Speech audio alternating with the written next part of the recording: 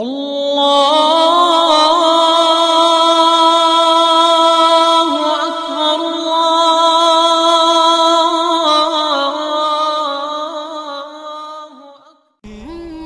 ہمارے مخالف کیوں ہوتے ہیں؟ جب ہم لوگوں کے مطابق چلتے ہیں نا، ان کے مطابق زندگی بسر کرتے ہیں نا، تو لوگ ہم سے خوش ہوتے ہیں، لوگ ہم سے راضی ہوتے ہیں. لیکن جب ہم اپنا راستہ الگ کرتے ہیں، کچھ بننا چاہتے ہیں، تو لوگ ہماری مخالفت کرنا شروع کر دیتے ہیں. کیوں؟ اس لیے کہ جو خود کچھ نہیں بن سکتا وہ دوسروں کو بنتا نہیں دیکھ سکتا. وہ سوچتے ہیں کہ بھائی جو ہم نہیں بن سکے، جو ہم نے نہیں کیا، یہ ہمارے بعد آ کے وہ کام کیسے کر سکتے ہیں. اکثر لوگ ہماری مخالفت اس لیے کرتے ہیں کیونکہ اللہ تعالیٰ کی طرف سے ہم ان پر حجت اللہ ہوتے ہیں. یاد رکھیے ہمارے دنیا میں کام یہی ہے. اللہ تعالیٰ نے نبیوں کو دنیا میں کیوں بھیجا؟ اللہ تعالیٰ سورۃ نساء میں فرماتے ہیں اس لیے تاکہ وہ رسالت کے بعد لوگوں پر حجتیں قائم کرے. اس لیے اللہ تبارک و تعالیٰ کی حجت بنے رہو دنیا کے اندر، تاکہ کل جب قیامت والے دن اللہ کا سامنا ہو تو اللہ کہے کہ بھئی یہ لوگ بھی ہیں، ان کو تکالیف آئی، مصیبتیں ان کو بھی آئیں، مخالفین ان کے بھی اٹھے، لیکن یہ اپنے مقصد سے ہٹے نہیں ہیں، یہ اپنے مشن سے ہٹے نہیں ہیں، انہوں نے اپنے مشن کو پورا کیا ہے. بات یہ ہوتی ہے کہ جب انسان یقین کے راستے پر، اچھائی کے راستے پر، کامیابی کے راستے پر چلتا ہے تو لوگ اس کی مخالفت کرتے ہیں. لوگوں کو بڑی تکلیف ہوتی ہے، پھر ان کا مقصد ہوتا ہے کسی نہ کسی طرح یہ اپنے مقصد کو اوپر سے پشت ڈال لے، کسی نہ کسی طرح یہ اپنے مقصد کو بھول جائے. پھر وہ لوگوں کی مخالفت شروع کر دیتے ہیں، اور اللہ کے بندو آپ لوگ ڈپریشن کا شکار ہو جاتے ہیں. پھر وہ ہوتا کیا ہے، جب انسان ڈپریشن کا شکار ہوتا ہے وہ اپنے مقصد کو بھول جاتا ہے کہ بھئی میرا مقصد کیا تھا. اسی لیے یہ 3 باتیں میں آپ سے کرنے لگی ہوں.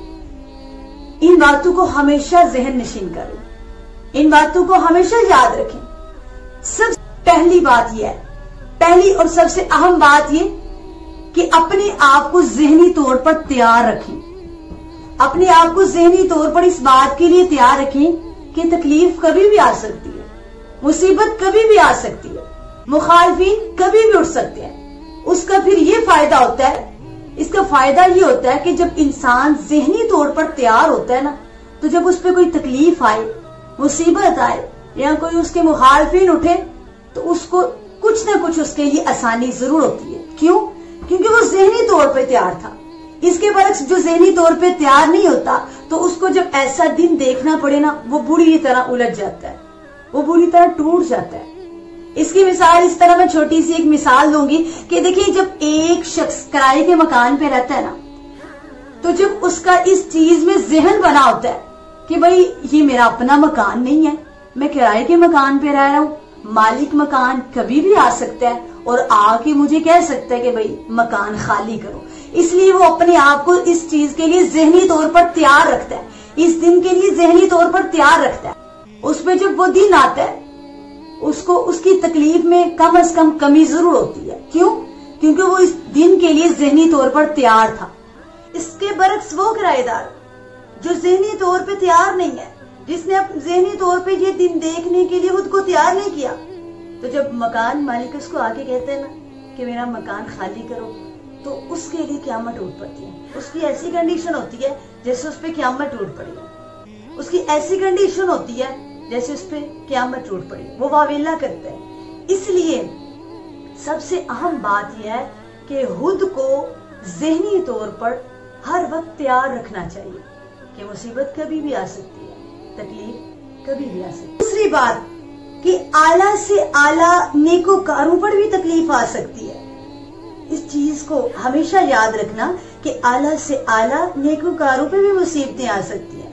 ہم سب مسلمانوں کو اور اہل ایمان کو یہ حقیقت بھی اچھی طرح جان لینی چاہیے کہ ہماری عبادتوں اور نیکیوں کا مطلب یہ نہیں ہے کہ ہم نے نعوذ باللہ اللہ تعالیٰ کو اپنے قابو میں کر لی ہے، اب وہ ہمارے مزاج کے اور ہماری پسند کے خلاف ہماری زندگی میں کوئی تبدیلی نہیں کر سکتا. اللہ کی قسم اگر کسی کا یہ خیال ہے نا تو وہ شخص تو سرے سے گمراہ ہے، وہ شخص سرے سے گمراہ ہے اور بدترین کافر ہے. اللہ کے بندوں نیک امال کے ساتھ ساتھ مصیبتوں کا آنا، تکلیفوں کا آنا، آزمائشوں کا آنا یہ اللہ کی ناراضگی کی بات نہیں ہے، بلکہ یہ تو اللہ کی محبت کی دلیل ہے۔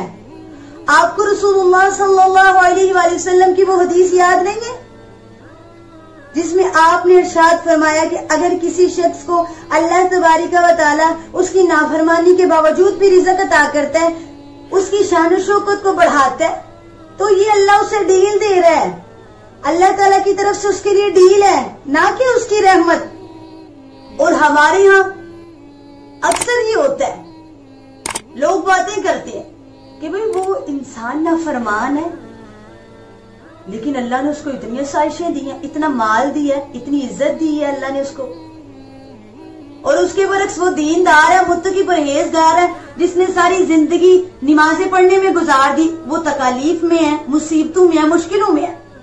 اللہ کے بندو، اللہ کے نبی فرما رہے ہیں نا کہ اللہ تعالیٰ ان کو محض ڈیل دے رہے ہیں، یہ ان کی شہرت عارضی ہے۔ پھر ہوگا کیا کہ وہ نافرمان شخص اپنی آسائشوں میں مست ہوگا کہ اس پر اللہ کی طرف سے پکڑ آ جائے گی۔ یاد رکھیے، اعلیٰ سے اعلیٰ نیک لوگوں پر بھی مصیبتیں آ سکتی ہیں، ان کا امتحان ہو سکتا ہے۔ آپ اس سلسلے میں حضرت آدم علیہ السلام سے لے کر اللہ کے پاک پیغمبر جناب محمد رسول اللہ صلی اللہ علیہ وآلہ وسلم اور حضرت ابوبکر صدیق سے لے کے آج تک کے جتنے بھی ولی آئے، ان کی زندگیوں کا مطالعہ کر کے دیکھ لیجئے، ان کی زندگیوں کو پڑھ کے دیکھ لیجئے، آپ کو ان کی زندگی کا لمحہ لمحہ تکالیف میں الجھا ہوا نظر آئے گا، قدم قدم پہ ان کے لیے آزمائشوں کے منہ کھلے ہوئے نظر آئیں گے، قدم قدم پہ ان کے مخالفین نظر آئیں گے۔ یاد رکھیے، یہ سب کچھ اللہ کی دوستی کے رنگ ہیں۔ وہ اپنے پیاروں کے اندر ان کے ایمان کو چیک کرتا ہے، ایمان کے لیول کو چیک کرتا ہے۔ اس سلسلے میں جامع ترمذی اور سنن ابن ماجہ کی صحیح حدیث ہے کہ رسول اللہ صلی اللہ علیہ وآلہ وسلم نے فرمایا، بڑی جزا بڑی آزمائش کے ساتھ ہوتی ہے، جتنی بڑی آزمائش ہوگی اتنی بڑی جزا ہوگی۔ اور بلا شبہ جب اللہ تبارک و تعالی کسی قوم سے پیار کرتا ہے، کسی بندے سے محبت کرتا ہے اور ان کو آزماتا ہے، جب ان کی آزمائش کر لیتا ہے، تو جو شخص آزمائش کے باوجود اللہ پر خوش ہو جائے تو اللہ تعالیٰ اس کو اپنی خوشنودی عطا کر دیتا ہے۔ اور جو ناراض ہو جاتے ہیں، آزمائش آئی، تکالیف آئی، اس سے پریشان ہو کے مقصد کو چھوڑ دیا، مشن کو چھوڑ دیا، تبلیغ کو چھوڑ دیا، تو اللہ تعالیٰ ایسے بندوں سے ناراض ہو جاتا ہے، اللہ تبارک و تعالیٰ ایسے بندوں سے ناراض ہو جاتا ہے۔ اس لیے خدارا اس بات کو بھی اپنے مائنڈ میں سیٹل کر لیں کہ بھئی اعلیٰ سے اعلیٰ نیک سے نیک لوگوں پہ بھی تکلیفیں آئیں، ان کے بھی مخالفین اٹھے، لیکن انہوں نے بھی اللہ کے ہاں مقام پانے کے لیے، مرتبہ پانے کے لیے مخالفین کی پرواہ نہ کی، مخالفین کو نہ دیکھا، بلکہ صرف اللہ سے امید لگائی۔ اور آخری بات، میری تیسری اور آخری بات، کہ شر میں اللہ تعالیٰ خیر پیدا فرما دیتے ہیں۔ انسان کو یہ چیز اپنے مائنڈ میں سیٹل کرنی چاہیے کہ اللہ تعالیٰ شر میں بھی خیر پیدا فرماتے ہیں۔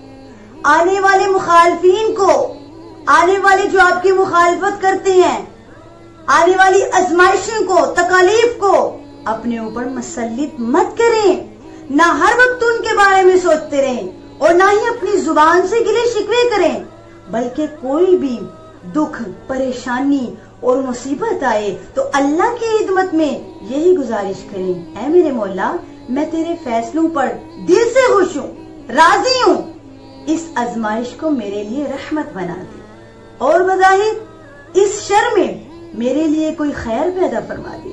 اللہ کی قسم، میرا اور آپ کا علم ناقص ہے، ہم نہیں جانتے کہ بظاہر آنے والی پریشانی ہمارے لیے کتنی خوشیوں کا سبب بن سکتی ہے، اور اس کے بعد اللہ تعالیٰ اپنی رحمت کے کس قدر دروازے ہمارے لیے کھول دے گا۔ اسی لیے گھبرانا نہیں ہے، پریشان نہیں ہونا، ان باتوں کو ذہن میں بٹھا لے سب سے پہلی بات کہ اپنے آپ کو ذہنی طور پہ تیار رکھنا، ہر وقت اپنے آپ کو ذہنی طور پہ تیار رکھنا۔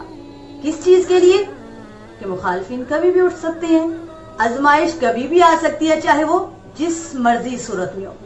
دوسری بات، اس چیز کو ہمیشہ یاد رکھنا کہ بھئی اعلیٰ سے اعلیٰ نیک لوگوں پہ بھی تکالیف آئیں۔